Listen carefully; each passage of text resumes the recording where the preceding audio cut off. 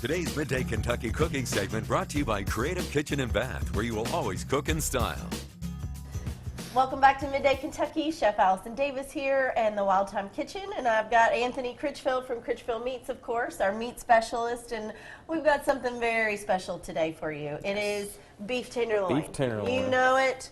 I know it. It's the time of year for it. It's the best thing ever when it's cooked right. It's the most tender. This is beautiful. Now, you typically don't see your tenderloins like this if you go to the shop. Correct. Because they do a lot of the work for you, but we wanted to show you, you know, kind of the step-by-step on how to break down a beef tenderloin. Right. So this is untrimmed, and you can buy them at the shop untrimmed. You can? And I have to tell you, real quick, Okay. my dad, favorite burger of all time.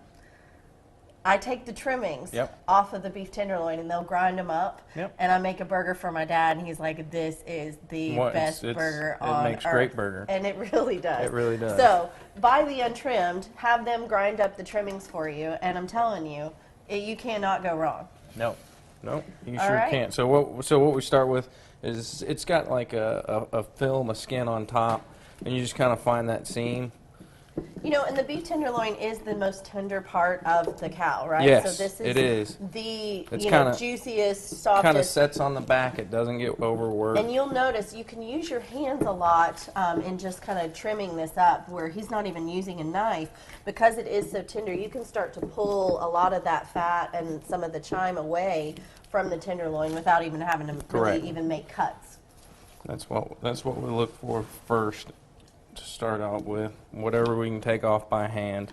All right, and we were talking about this beef. You get the beef from Iowa. Iowa, This is a farm that you've used for many, many years. Yes. This is no antibiotics, no steroids. No steroids. It's a grass-fed beef, and then it's grain finished, which I actually prefer the flavor because I do too. You hear about grass-fed beef a lot, but when you do like a grain finished diet, it gives it a little bit more fat. And if you know anything about meat, fat is flavor. Correct. Right? Correct.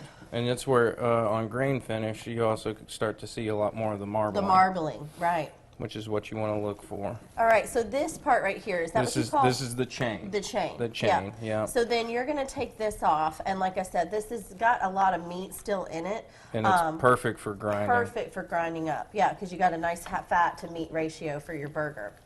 Correct.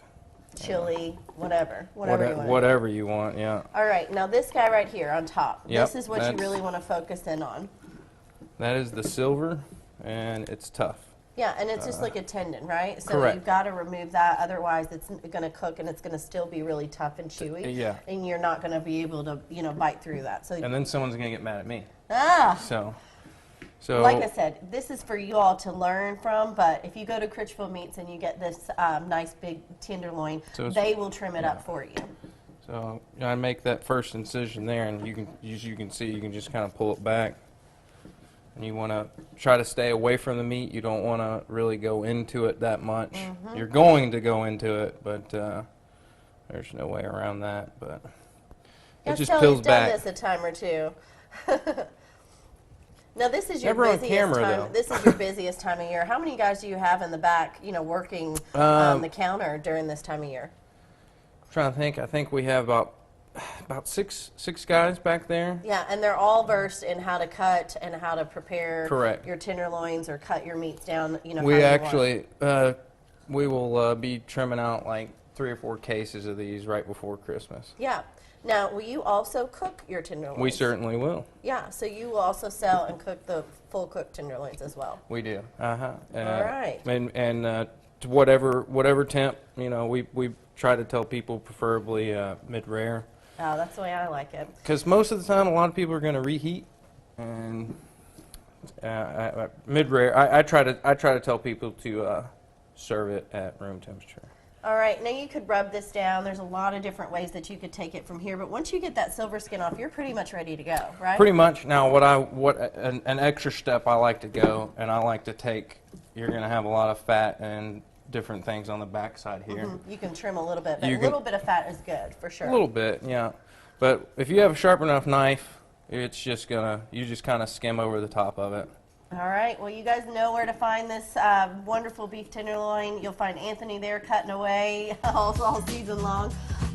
Critchfield Meats located in the Zandale Shopping Center. You're watching Midday Kentucky. I'm Chef Allison Davis, and we will be right back after this short break.